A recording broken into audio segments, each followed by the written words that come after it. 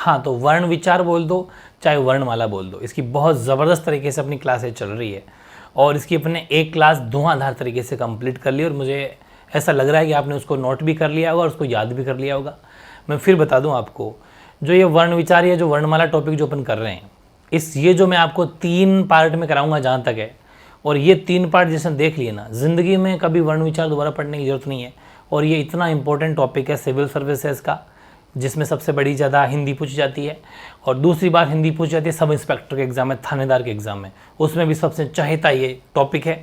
दूसरी बात, ये हिंदी का पूरा बेसिक है, मतलब हिंदी की बिल्कुल कहते हैं ना कि बेस अगर मजबूत करना है तो ये वाला टॉपिक आपको पढ़ना बहुत ज़रूरी हो जाता है। ठीक है, बड़े ध्यान से आपको इस टॉपिक को पढ़ना है और इसके जो 2-3 पार्ट में पढ़ाऊँगा वैसे नोट्स आपको कहीं नहीं मिलने वाला, ये भी ध्यान रखना।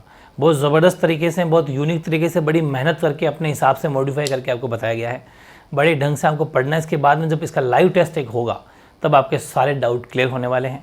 रीजनिंग की 2 क्लासेज हो रही डेली और 1 क्लास इसकी हो रही है और इवनिंग में भी जो 9 से 10 क्लास हो रही है उसके बारे में जल्द सोच रहे हैं अपन, 1-2 दिन के अंदर वो भी स्टार्ट कर देंगे और इंग्लिश ग्रामर की भी क्लास स्टार्ट करने वाले हैं। ठीक है, तो बड़ी ध्यान से पढ़ना है। अपन ने वर्णमाला या वर्ण विचार का पार्ट 1 कर चुके थे, आज अपन करेंगे पार्ट 2 और पार्ट 2 में अपन क्या करने वाले हैं, आप हेडिंग लगा सकते हैं। आज की जो हेडिंग रहेगी वो रहेगी स्वरों का विभाजन। जो अपन ने स्वर व्यंजन पढ़े थे ना, उनमें स्वरों का विभाजन बहुत इंपॉर्टेंट टॉपिक है। हालांकि अभी इसका एक पार्ट और आना है, कम से कम 3 पार्ट तो इसके बनने ही बनने, हो सकता है 4 ही बन जाए।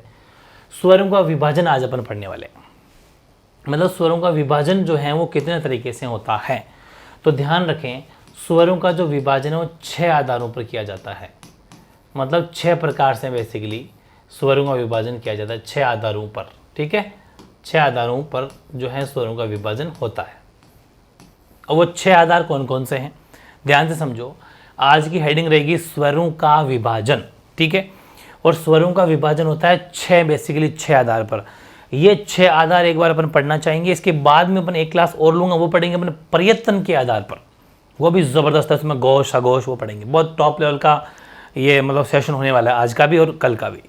तो 6 आधारों पर अपन पढ़ेंगे और वो 6 आधार कौन कौन से हैं वो आपको हेडिंग लगानी है। तो आप सबसे पहले हेडिंग लगाओ नंबर 1 जो रहेगी आज का जो मेन टॉपिक है। पहला आधार वो है उच्चारण। 1 मिनट, उच्चारण काल, ध्यान से समझना। उच्चारण काल या बोल सकते हो मात्रा काल या बोल सकते हो उच्चारण के समय के आधार पर। ठीक है, उच्चारण समय के आधार पर स्वरों का विभाजन, ये पहली हेडिंग है। उच्चारण काल या मात्रा काल या उच्चारण समय के आधार पर स्वरों का विभाजन। ठीक है, बहुत इंपॉर्टेंट है। कैसे कैसे स्वरों को विभाजित किया गया है, जो कुल आपको पता है, कल अपन ने बात कर ली थी, कुल जो स्वर होते हैं 11 स्वर होते हैं। ए आ ई री ऊ ए आई ओ औ, ये 11 स्वर होते हैं। बस उन 11 स्वरों का डिवाइडेशन कैसा होता है वो देखो। उच्चारण काल या मात्रा काल या उच्चारण समय के आधार, एग्जाम में क्वेश्चन आएगा कि उच्चारण काल या उच्चारण समय या मात्रा काल के आधार पर स्वरों का विभाजन को समझाइए, या फिर इनमें से कौन सा जो है वो स्वर का विभाजन मात्रा काल के आधार पर है, उच्चारण काल के आधार पर है। ठीक है, तो इसमें जो पहला होता है वो होता है आपका एक मात्रिक। बहुत इंपॉर्टेंट है एक मात्रिक। अब इसको आप एक मात्रिक बोल दो, चाहे इसका दूसरा नाम होता है ह्रस्व, ह्रस्व स्वर। ठीक है, ह्रस्व स्वर बोल दो, बहुत इंपॉर्टेंट है। या फिर इसको आप लघु स्वर बोल दो, तीनों ही नाम इसी के जाने जाते हैं। वेरी इंपॉर्टेंट क्वेश्चन है, यानी कि आपसे क्वेश्चन आ जाएगा उच्चारण काल या मात्रा काल उच्चारण समय के आधार पर कितना प्रकार से इसका डिवाइडेशन होता है। एक तो बात कहेंगे आप एक मात्रिक, जिसमें एक मात्रा हो। एक मात्रिक का दूसरा नाम क्या होता है, ह्रस्व स्वर। तीसरा नाम क्या, लघु स्वर। एग्जाम में क्वेश्चन आएगा कि निम्न में से कौन सा लघु स्वर है, कौन सा एक मात्रिक स्वर है, कौन सा ह्रस्व स्वर है। तो वो कौन से हो जाएंगे, मैं कलर चेंज से लिख देता हूं, वो आपके हो जाएंगे जिसमें एक मात्रा ए ई ऊ और री, ये 4 जो होते हैं वो एक मात्रिक होते हैं और इनको पढ़ने में बहुत कम समय लगता है। ठीक है, आप चाहें तो ब्रैकेट में भी लिख सकते हैं कम समय, मतलब इनका जो प्रोनाउंसिएशन किया जाता है, जब इनको पढ़ा जाता है तो इनका समय कम लगता है, इनको पढ़ने में ए ई ऊ री। ठीक है, लेकिन सेकंड जो अपन पढ़ेंगे वो होता है द्विमात्रिक। वेरी इंपॉर्टेंट है द्विमात्रिक, यानी कि जिसमें 2 मात्राएं होती है। द्विमात्रिक का दूसरा नाम होता है दीर्घ स्वर। जैसे इसका ह्रस्व स्वर था ना, वैसे इसका दीर्घ स्वर भी होता है। और या फिर ऐसा मान लो लघु का दीर्घ होता है, और जैसे जैसे ह्रस्व होता है वैसे इसका नाम होता है गुरु स्वर। गुरु स्वर वेरी वेरी इंपॉर्टेंट है। एग्जाम में क्वेश्चन ये भी आएगा कि निम्न में से कौन सा एक मात्रिक है। ये 4 दे देंगे तो एक मात्रिक पहचान लोगे है ना। अब आपसे ये पूछेगा कौन सा द्विमात्रिक है, कौन सा दीर्घ स्वर है, कौन सा गुरु स्वर है, तो वो भी ध्यान रखना जिनमें 2 मात्राएं होती हैं। कौन कौन से, जैसे इसमें ए था ना, तो इसमें होता है आ, बड़ा ई, जो पीछे बच गए बड़ा ऊ, ए, आई, ओ और आओ, ये आपके होते हैं पूरे के पूरे 11 का हिसाब हो गया। 1 2 3 4 5 6 7 8 9 10 11, ठीक है। ये आपके द्विमात्रिक या गुरु स्वर या फिर आपका दीर्घ स्वर होते हैं। और ब्रैकेट में लिख सकते हो, इनको बोलने में थोड़ा ज़्यादा समय लगता है, ठीक है, ज़्यादा समय लगता है क्योंकि इसको मात्राएं बोलनी पड़ती है ना, तो ज़्यादा समय लगता है। एग्जाम में क्वेश्चन ये भी आता है छोटे मोटे। और एक आधार और है, वेरी इंपॉर्टेंट है, नंबर 3। हालांकि आप सोचेंगे जब 11 के 11 स्वर कंप्लीट हो गए तो फिर और कौन सा आधार होता है और कौन सा टाइप है, वो है प्लुत स्वर। साइड में लिख लेना, वेरी इंपॉर्टेंट है, बहुत लेवल की बात कर रहा हूँ मैं। प्लुत स्वर, हालांकि जो ये प्लुत स्वर होता है ये अलग से कोई स्वर नहीं होता, ठीक है। हालांकि वो अलग से कोई स्वर नहीं होता, स्वर तो 11 ही होते हैं, लेकिन इस प्लुत स्वर को भी शामिल किया गया है।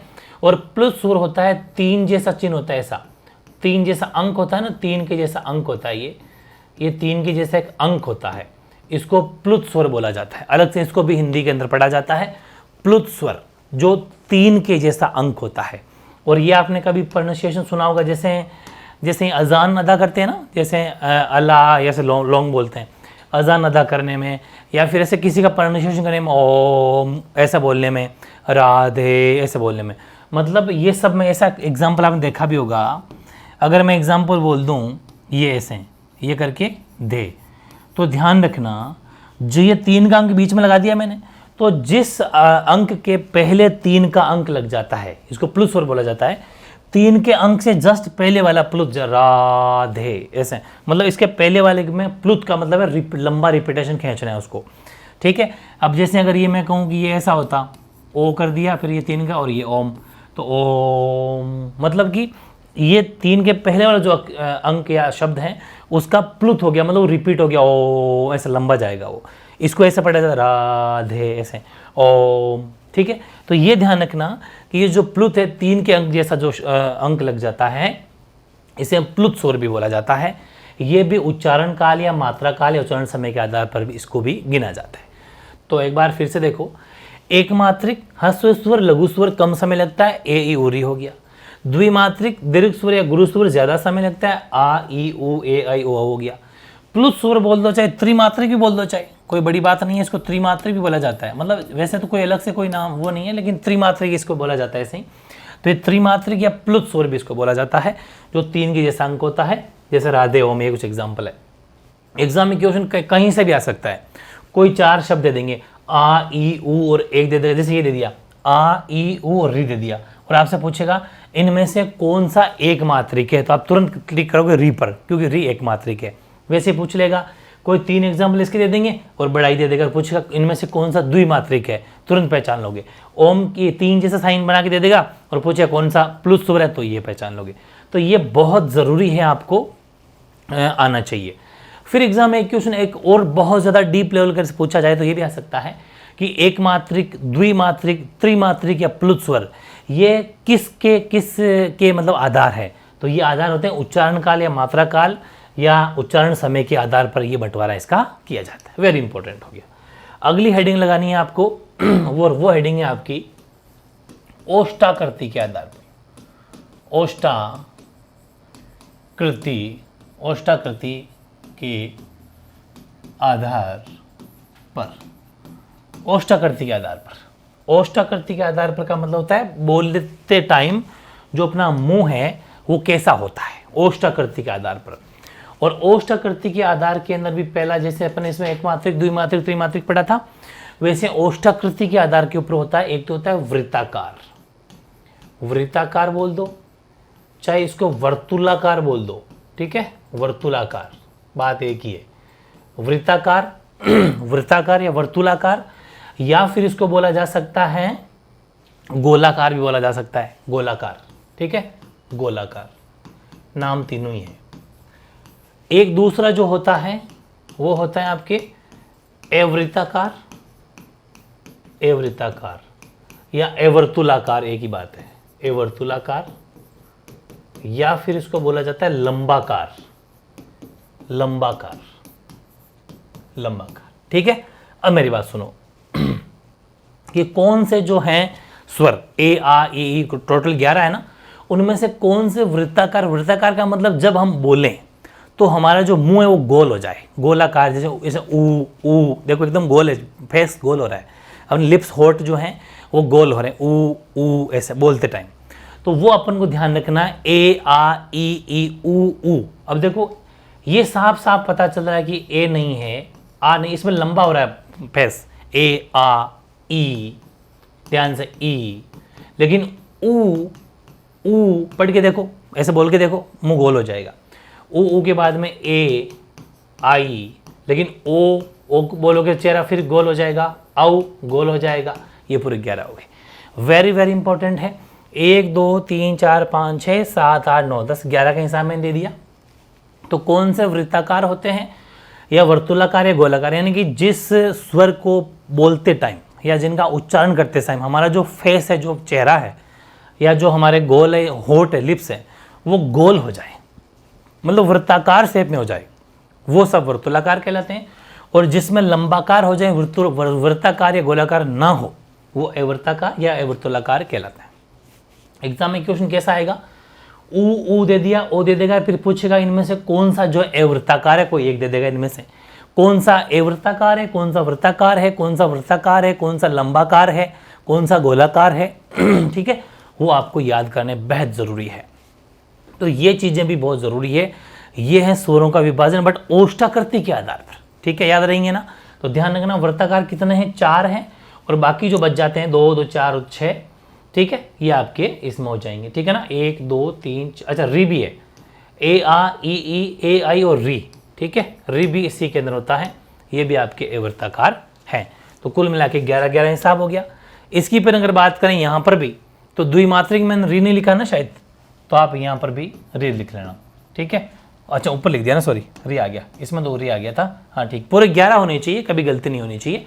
ये प्रॉपर था, 11 सही है, और ये भी 11 आपके प्रॉपर थे, ठीक है। ये अपना पढ़ लिया अपने 2 आधार पर। अब अपन जो नंबर 3 का जो आपका आधार लेते हैं, वो लेते हैं नंबर 3, जो हमारी जीभ होती है, जिसको हम जीवा बोल सकते हैं, जीवा, जीभ, जीवा के भाग के आधार पर। और आपकी जो अपनी जीभ होती है, उस जीभ में बेसिकली 3 भाग होते हैं, ठीक है। कौन कौन से होते हैं, आराम से समझ में आता होगा सबको। एक तो जीभ का होता है ऊपर का जो भाग होता है अग्रभाग, अग्रभाग, ठीक है।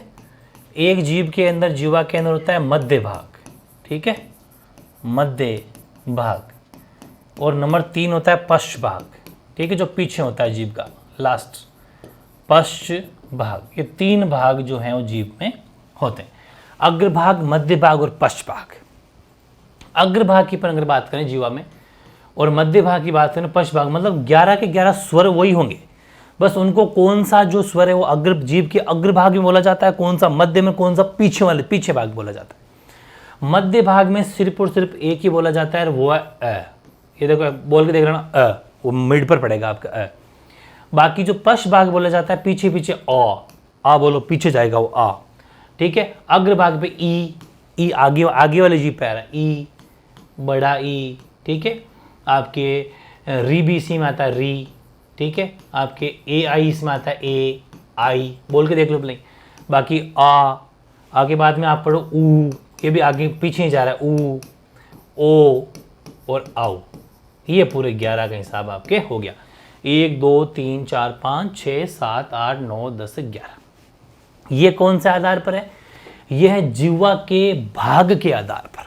जीवा में 3 भाग होते हैं, अग्रभाग, अग्रभाग में ई री ए आई होता है, मध्य भाग में सिर्फ अ बोला जाता है, और पश्च भाग में आ ऊ ओ औ बोले जाते हैं। एग्जाम में क्वेश्चन आएगा कि जीवा के आधार पर कौन सा जो अक्षर या शब्द जो मध्य भाग में बोला जाता है, टिक कर दिया है पर, कौन सा पश्च भाग बोला जाता है, कौन सा अग्रभाग से बोला जाता है। ये हर तरह से क्वेश्चन जितने भी आएंगे वो आपके नोट से बाहर नहीं जाएंगे। बहुत लेवल की बात कर रहा हूँ, बड़े ध्यान से समझना है। ये ऐसा टॉपिक है जो आपकी पूरी बेसिक जड़ मजबूत आपकी कर देगा। ये था नंबर 3, जीवा के भाग के आधार पर। ठीक है, अब अपन बात करते हैं नंबर 4, और वो है आपके नंबर 4। तो 4 नंबर हेडिंग लगाओ, बहुत ज़्यादा इंपॉर्टेंट है नंबर 4 तो। और वो हेडिंग है आपकी मुखाकृति के आधार पर। मुखाकृति के आधार पर, मुखाकृति के आधार पर। और मुखाकृति के आधार पर भी आपके लगभग क्या 4 हैं। नंबर 1 मुखाकृति के आधार पर है, वो हैं आपके संवृत्त। संवृत्त, ठीक है, संवृत्त। और नंबर 2 है आपके अर्ध संवृत्त। बहुत इंपॉर्टेंट टॉपिक है, बहुत इंपॉर्टेंट है, अर्ध संवृत्त। ठीक है, और नंबर 3 है आपके अर्ध विवृत्त। अर्ध विवृत्त, अर्ध विवृत्त। और नंबर 4 है आपके विवृत्त। पूरे वही आपके रहेंगे तो वो कि वो अपने 11 के 11 स्वर, बस उनका बंटवारा है मुखाकृति के आधार पर। संवृत्त के अंदर क्या आते हैं, देखो इनके भी अपने फेस खुलते हैं। जैसे जो संवृत्त है उसमें थोड़ा कम खुलता है फेस, ठीक है, इसमें थोड़ा कम खुलता है, इसमें कम खुलता है। जो अपना मुंह है वो कम खुलता, ठीक है, कम खुलता है। और इसकी अगर अर्ध संवृत्त की बात करें तो अर्ध संवृत्त के अंदर संवृत्त से थोड़ा ज़्यादा खुलता है।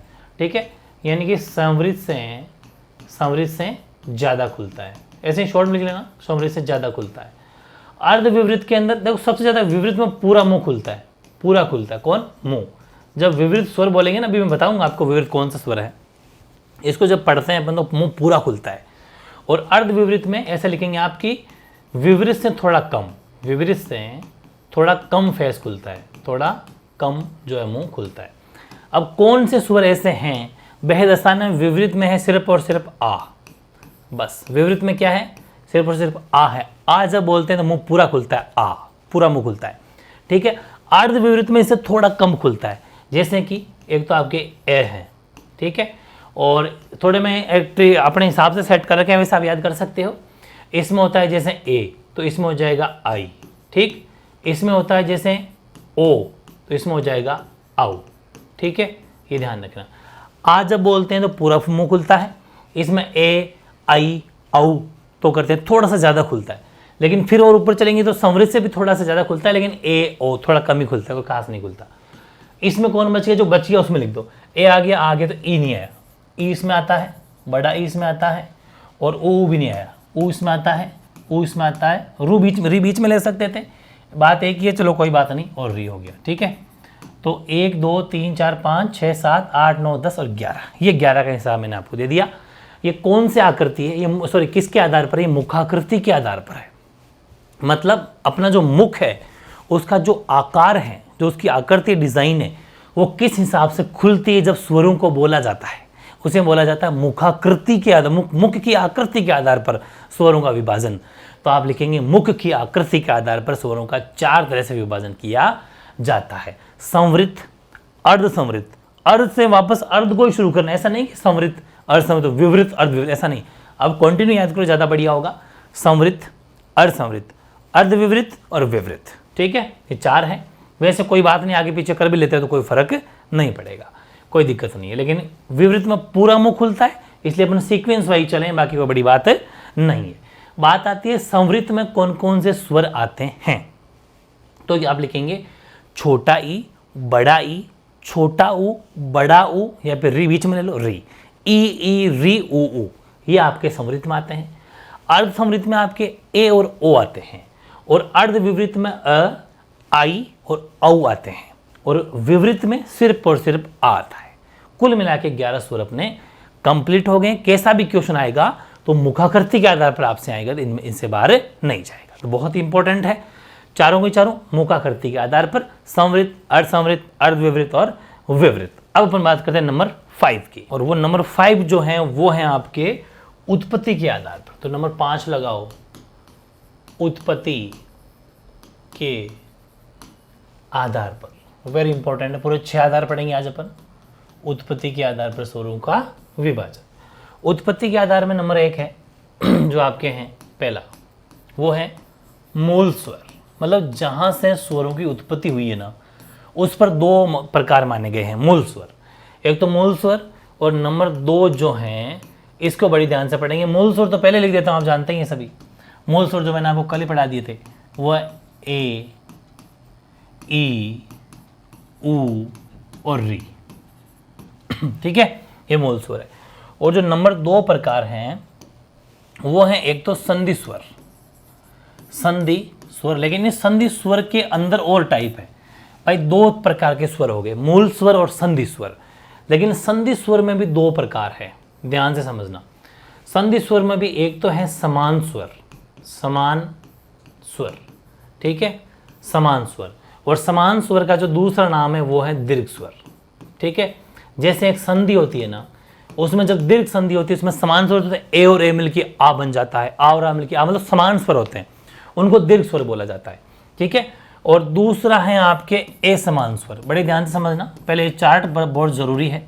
ए समान स्वर और ए समान स्वर के फिर खुद से 2 टाइप है। ए समान स्वर के फिर से 2 टाइप है। एक तो है आपके गुण स्वर, एक तो गुण स्वर मतलब गुण संधि टाइप गुण स्वर, और एक है आपके वृद्धि स्वर। 2 तरह के ये होते हैं। तो ये चार्ट आपको समझना बहुत ज़रूरी है। एक्चुअल में उत्पत्ति के आधार पर 2 प्रकार के मूल स्वर और संधि स्वर। संधि स्वर में भी 2 प्रकार है, समान स्वर और असमान स्वर। समान स्वर को दीर्घ स्वर भी बोला जाता है और असमान स्वर में गुण स्वर और वृद्धि स्वर, 2 तरह की स्वर इसमें भी हैं। अब कौन कौन से 11 का हिसाब देना है, 4 तो मैंने यहाँ लिख दिए, मूल स्वर ए, ई, ऊ और री। अब दीर्घ स्वर कौन से हो जाएंगे, जो बड़े होते हैं, जैसे कि आ की मात्रा हो गई, इसी में ई यहाँ पर आ गए तो बड़ी की मात्रा हो गई, आ, ई और बड़ा ऊ, बस ये आपके दीर्घ स्वर हो जाते हैं। कैसे कि आ और आ मिलके आ होता है, ई और ई मिलके बड़ा ही होता है, ऊ और मिलके बड़ा होता है, तो ये दीर्घ स्वर हो गए 3। ठीक है, तो 4 और 3 7, बचे कितने, 4 और बच के लिख देते हैं। गुण स्वर कौन से हो जाएंगे, इसका छोटा ई बच गया ना तो वो यहाँ आ जाएगा, और छोटा ऊ बच गया वो यहाँ आ जाएगा। वृद्धि स्वर में कौन सा, जिसमें एक मात्रा एक्स्ट्रा होती है, जैसे कि आई, ए वहाँ पर था तो आई और ओ वहाँ पर था तो औ, बस ये आपके पूरे 11 हो गए। बहुत इंपॉर्टेंट है, मेरी अकॉर्डिंग पढ़ोगे ना तो बहुत इजी पढ़ जाएंगे, वरना मुश्किल पढ़ेंगे, चीज़ें मुश्किल होती बनी चली जाएगी। लेकिन ध्यान से पढ़ोगे ना तो मुश्किल कुछ भी नहीं है।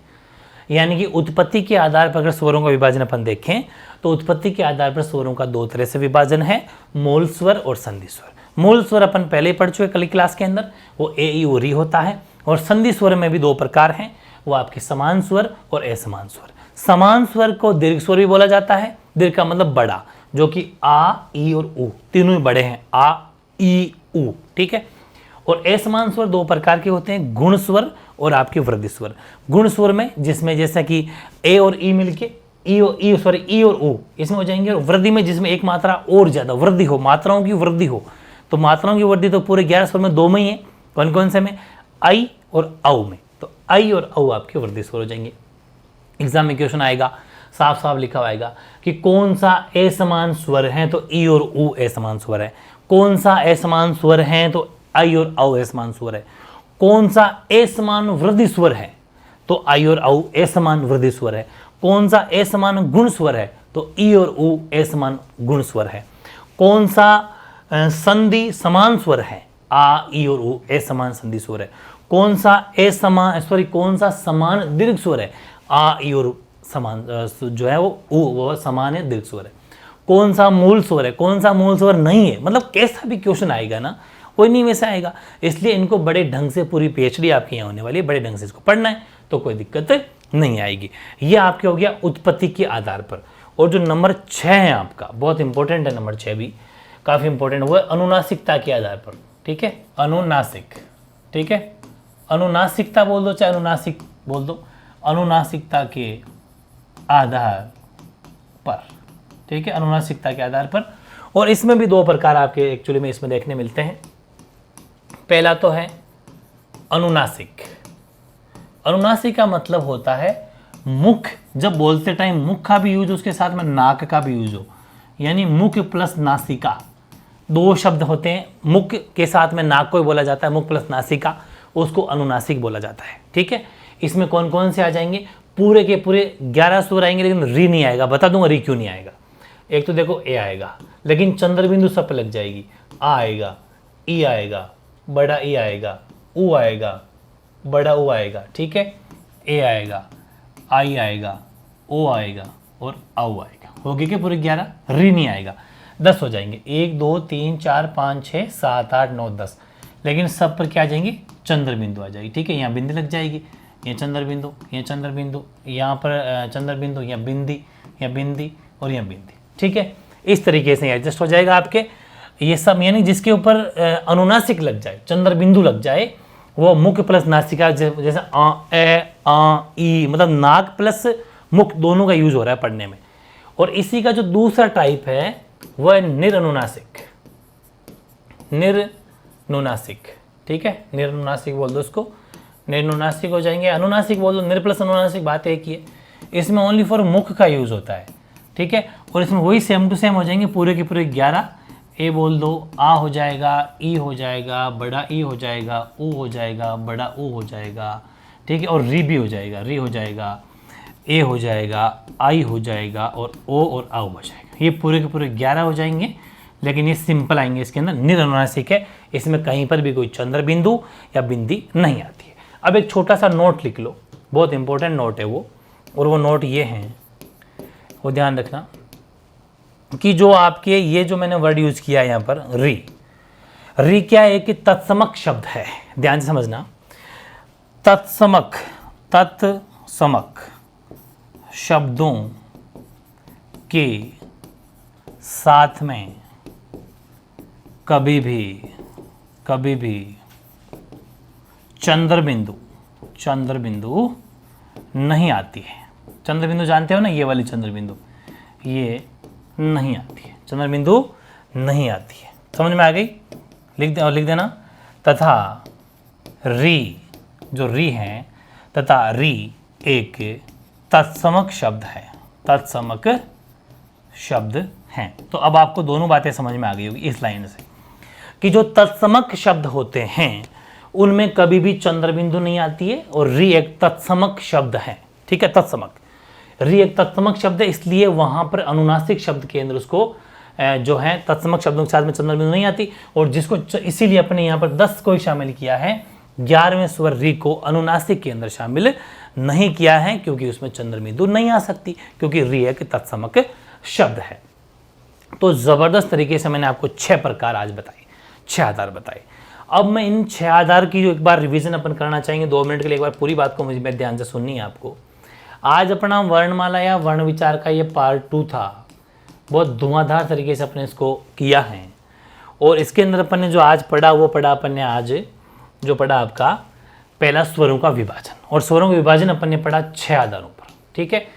6 आधारों में पहला आधार पढ़ा अपने उच्चारण काल या मात्रा काल या उच्चारण समय के आधार पर, जिसमें एक मात्रिक, द्विमात्रिक और त्रिमात्रिक पढ़े। कौन कौन से हैं? एक मात्रिक का दूसरा नाम ह्रस्व स्वर है, ये भी ध्यान रखना, ह्रस्व स्वर है, लघु स्वर है।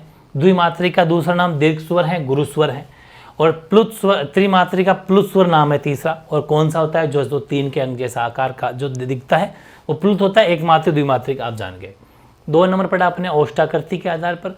ओष्ठाकृति में अपने 2 प्रकार पढ़े, वृत्ताकार, वर्तुलाकार, गोलाकार, तीनों एक ही नाम है। एवर्ताकार, एवर्तुलाकार, लंबाकार, तीनों एक ही बात है। जिनको बोलते समय, जिनका उच्चारण करते समय हमारा जो फेस है, जो चेहरा है, जो मुख है, वो गोल हो जाए, वृत्त की शेप में हो जाए, वर्तुलाकार, ऊ ओ देख लो है ना, हमारे जो लिप्स है, होठ जो हैं, तो वो उस हिसाब से इनको बंटवारा कर दिया गया था। नंबर 3 है जीवा के भाग के आधार पर। जीवा के 3 पार्ट माने गए, अग्र, मध्य और पश्च, ठीक है। यानी आगे वाला फ्रंट वाला, मिड वाला और बैक पीछे लास्ट वाला। उसके आधार पर हमने मध्य भाग में सिर्फ ए बोला जाता है, बाकी अग्र भाग में ई री ए आई बोला जाता है, और पश्च भाग में आपके आ ऊ ओ बोला जाता है। नंबर 4 मुखाकृति के आधार, मुख्य आकृति के आधार पर इसके अपन ने 4 तरह से इसका बंटवारा किया, संवृत, अर्धसंवृत, अर्धविवृत और विवृत। संवृत में सबसे कम फेस या मुंह खुलता है, अर्धसंवृत में संवृत से थोड़ा ज़्यादा मुंह खुलता है बोलते टाइम पर, और अर्धविवृत में विवृत से थोड़ा कम खुलता है, जबकि विवृत में तो पूरा का पूरा मुंह खुलता है।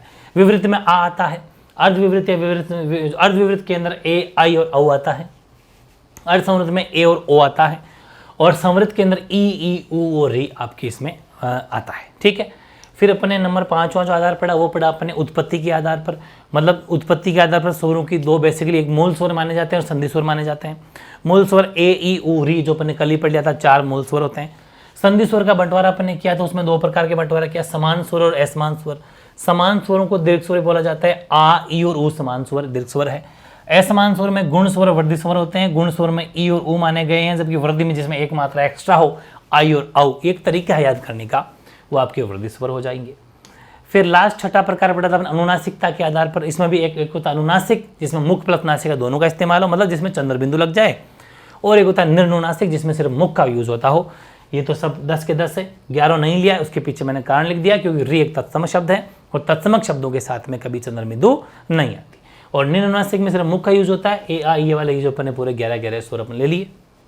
ठीक है, ये थी आज की ज़बरदस्त क्लास। कैसी लगी कमेंट करके जरूर बताना। जो पढ़ेगा जिंदगी सफल हो जाएगी, ये टॉपिक बहुत इंपॉर्टेंट है। एक क्लास शायद और लूँगा ज़बरदस्त तरीके, इसके बाद में टॉपिक फिनिश हो जाएगा, और हो सकता है आज दिन में इस क्लास को फिनिश कर दूँ ताकि टॉपिक फिनिश हो जाएगा। लेकिन फिर भी मैं एक ट्रिक और बताने वाला हूँ साथ में। ट्रिक किसकी काम आएगी, जिसमें आपके जैसे 2-3 चीज़ें हैं ना कौन कौन सी, जैसे ये तो बहुत ईजी है, वैसे ही याद हो जाएगा, चंद्र बिंदु लगे चंद्र बिंदु नहीं लगे। लेकिन जो ये नंबर 5 है उत्पत्ति के आधार पर, ये भी आपको वैसे याद हो जाएगा। इनकी एक ट्रिक जरूर है मेरे पास में। किन के पास में? ओष्ठाकृति नंबर 2 की, नंबर 3 की और नंबर 4 की। यानी कि मैं ये कहना चाह रहा हूँ, ये जो ट्रिक बनाऊंगा आपकी कल, नंबर 2, नंबर 3 और नंबर 4, ये जो मैंने दूसरा, तीसरा और चौथा प्रकार जो बताया आधार पर, दूसरा, तीसरा, चौथा, इनकी एक टेबल बना दूंगा। ठीक है, ऐसी एक टेबल बनाऊंगा, 4 कॉलम की टेबल होगी, और इस टेबल को अगर पढ़ लोगे आप तो ये तीनों एक साथ याद हो जाएंगे। ये बहुत ज़बरदस्त ट्रिक है। बाकी 3 तो आपको याद करने पड़ेंगे, लेकिन इन 3 का ट्रीटमेंट तो मैं कर दूंगा इस टेबल के अंदर। बहुत ज़बरदस्त, बड़ी मेहनत से टेबल बनाई गई है, लेकिन आज का सेशन ज़्यादा बड़ा ना हो इसलिए उसको अपन कल करेंगे। और इस टेबल के साथ में और क्या करेंगे, एक लास्ट प्रकार पढ़ेंगे, और वो पढ़ेंगे प्रयत्न के आधार पर। बहुत तगड़ा टॉपिक है, प्रयत्न के आधार पर स्वरों का विभाजन, बहुत बड़ा लेवल है प्रयत्न के आधार पर। और उसके बाद में आपका ये जो सेशन है, जो एक टॉपिक लिया अपन ने, जो अपना वर्ण विचार या वर्णमाला, ये अपना फिनिश हो जाएगा। बड़े ध्यान से पढ़ेंगे, बहुत मज़ा आने वाला है, बहुत कुछ नॉलेज सीखोगे, बहुत कुछ नई चीज़ से सिखाऊंगा। आगे सिविल सर्विसेज तक आपके काम आने वाली चीज़ें हैं।